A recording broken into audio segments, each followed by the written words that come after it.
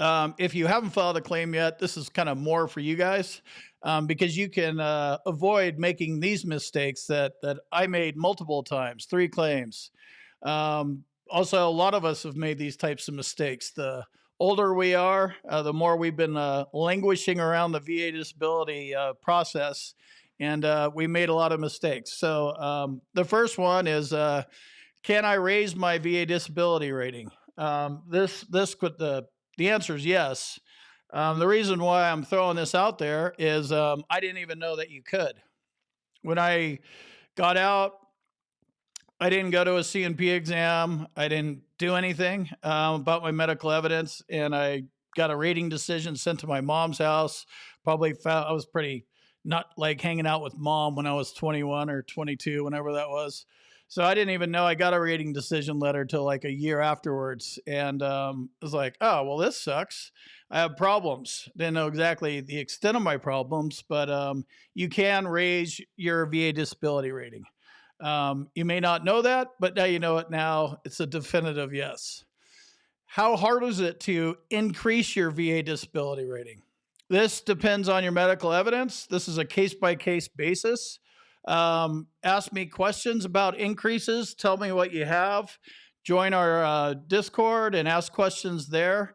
But we'll go into some questions here, and it really depends on your medical evidence. So a lot of veterans think that hey, I have problems, or human beings think, right? You're probably the first one to notice you have a problem. Once you quit doing drugs and you get your head out of the Jack bottle, you might get tired of being an alcoholic or something like that. It's like, wow, I have mental health problems. Maybe you go to who knows how this, comes about, but you start realizing, or you're open to the possibility that you have problems and you're not just a partier. Kind of telling you my little life story. So it really depends on your medical evidence. I probably realized that I had a problem. I wasn't really ready to wrap my head around it for a couple of years later when I finally went to a psychologist and a psychiatrist. And that's when I realized that I have depression, PTSD, anxiety. I already knew I had insomnia. I have some pretty heavy mental health problems, and actually getting diagnosed with them, and then getting, taking medication to level me out instead of being hammered all the time. That's kind of how I went about it. It depends. It's a case by case basis. We're all different.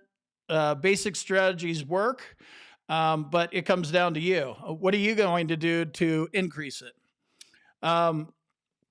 What's the best way to increase your VA rating? Again, this one comes down to what's going to be best for you. What do you have? What are you trying to increase?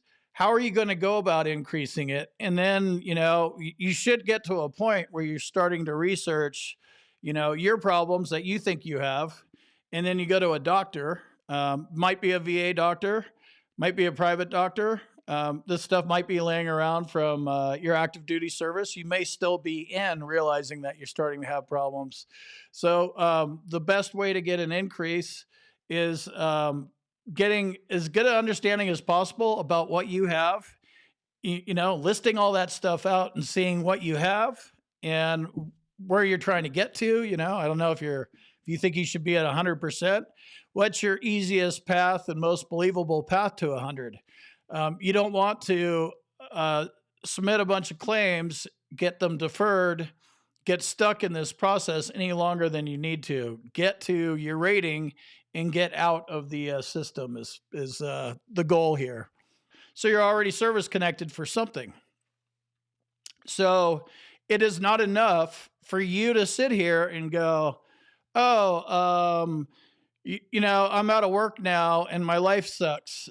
So I think I should get an increase. You may be thinking like that, and that might well be the case, but you need to prove that you need an increase or that you deserve an increase. You need to prove that your medical conditions have gotten worse. Conditions, whatever it is. You prove this with like medical records, right? So they could be VA medical records. Let's say you're at 30% for combat PTSD. At that point, you're just service connected for mental health. I think there's about 31 different mental health conditions. So it's all the same. If you're at 30% and you think you should be at 50, 70, or 100, now you have to figure out how to articulate your problems. This is medical evidence. You can't, it's not enough to just say I'm worse, pay me. It doesn't work that way. I'm sure it has. And for some people that, have all the medical evidence for, the strong medical evidence in their records, it does work for them. But for most of us, you need medical evidence from a private doctor or your VA doctor. So once you figure out what's wrong with you, you get a doctor on board, right? Private or VA doctor. If the VA is not working, use the can't remember what that Mission Act. Try to go to an outside doctor. If you can't afford an outside doctor and your VA doctor sucks, your options are complaining about your VA doctor or just living with them beating you up, or you're going to have to go find a way to scrape some pennies together and get a private doctor. Private doctor, in most cases, it's better to do this in person. There's lots of doctors available on the internet. I'm sure, some of them are great. Some are good. But this kind of, especially with mental health stuff, having DBQs filled out and that by these pay to play companies, not necessarily the best way to go.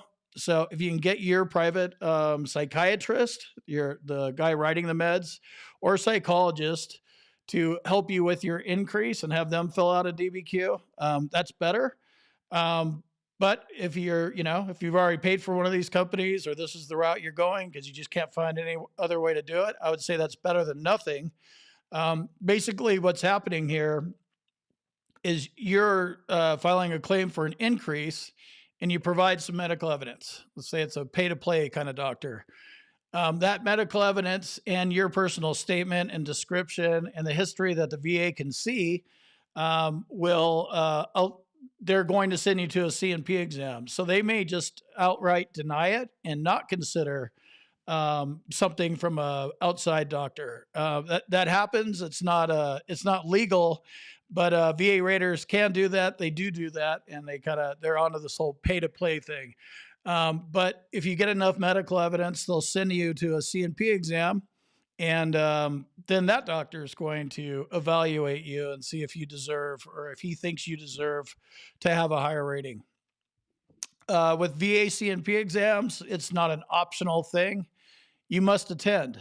This is your shot. This is the duty to assist kicking in. A VA rater has looked at your claim, decided there's enough or enough to send you to a CNP exam. If you blow the CNP exam off, you're just dicking yourself. So go to it. You need to show up, tell your story at the CNP exam. It's going to cause anxiety and stress, and I get all that kind of stuff. You got to do it anyway. Suck it up, Buttercup. Go to your CNP exam, go tell them what's going on, and don't dilly-dally, and watch what you're saying to these guys. Watch what you're saying to the VA always, the VHA, the VBA, anybody at the VA. Your neighbors, that's none of their business what your disability is, how bad you are, how bad you suffer. Watch how you talk to the VA. Watch how you talk to everybody. It's your business. But again, just the VA has a tendency to lowball you, and you're at a doctor, psychologist doing treatment, and then all of a sudden you're in some group, and then you're in some social worker. So they just kind of move you around the system, and a social worker might not feel as confident as a doctor does, for example. Is it difficult to increase your benefit? It can be tricky. It's important for you to know what the requirements for the higher rating criteria is applicable to the diagnostic codes. So if you're service connected for something, whatever it is, however you filed it, when it comes back in the rating decision, it's going to come back with a code.